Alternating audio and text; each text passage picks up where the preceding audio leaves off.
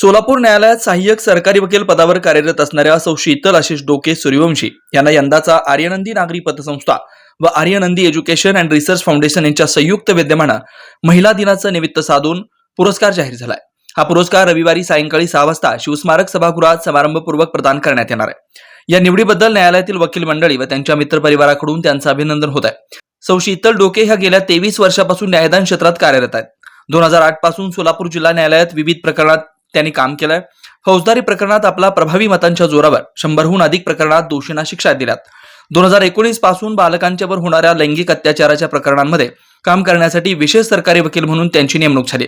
त्यांनी या पदाला न्याय मिळवून दिलाय आणि देत आहेत। या पीडितांना शासनाकडून आर्थिक सहाय्य मिळवून देण्यासाठी सातत्याने त्या प्रयत्नशील असतात। सौ शीतल डोके यांना पुरस्कार जाहीर झाल्याबद्दल त्यांचं सर्व स्तरातून अभिनंदन होत आहे। Shri Markandeya butterfly garden Montessori English medium school play group ते 4थी पर्यंत सीबीएसई पॅटर्नच्या शिक्षणासाठी आजच प्रवेश घ्या। मोबाईल क्रमांक 8668 34 49 79।